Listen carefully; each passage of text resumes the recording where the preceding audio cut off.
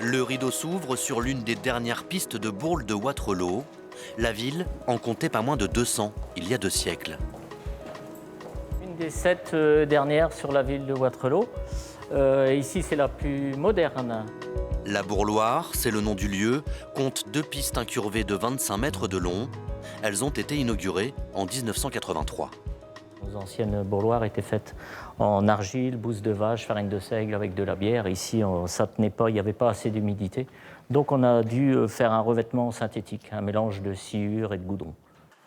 À Wattrelos, on joue avec de grosses bourles, des boules plates faites d'un bois massif, bien particulier.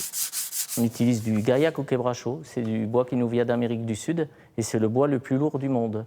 Donc les bourles tourquenoises, elles pèsent 2 kg et les nôtres, elles vont jusqu'à 8 kg, comme celle-ci.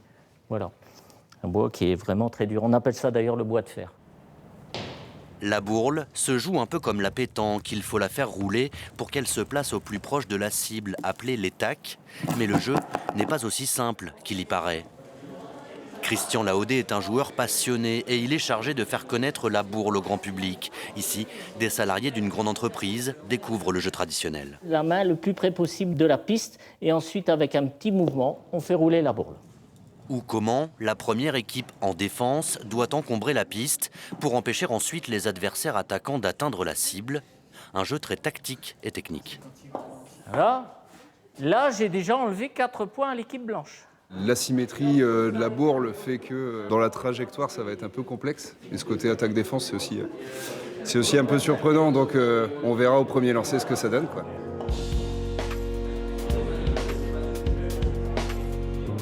C'est vrai, il y a un coup à prendre. Mais ses collègues à la ville semblent très vite se prendre au jeu. Oui, c'est prenant, on s'amuse et oui, on est vite frais au jeu. C'est rigolo parce que puis il n'y a pas trop de risques en fait. Donc oui, je trouve que c'est un jeu très convivial.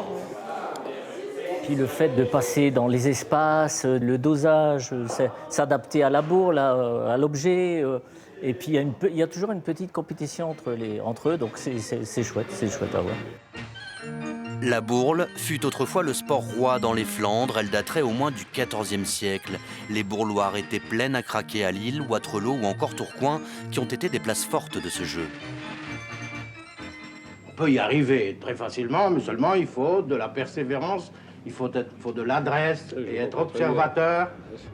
Les bourleux étaient encore nombreux au XXe siècle et parmi eux, Christian Laodé, déjà présent dans presque tous les reportages des années 90. Restez blanc et rouge. Aujourd'hui, il tente avec d'autres de perpétuer la tradition. Chaque année, 64 classes d'école de la ville de Wattrelos s'initient à la bourle durant 3 séances.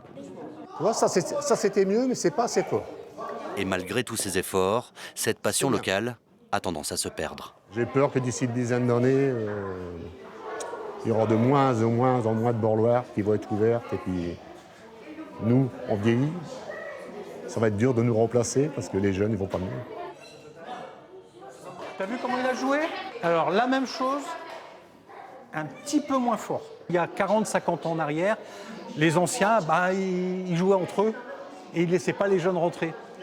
Et ça a cassé en fait un peu le rythme et puis le recrutement de joueurs. Et c'est ce qui fait qu'aujourd'hui, on a du mal à recruter des gens à jouer.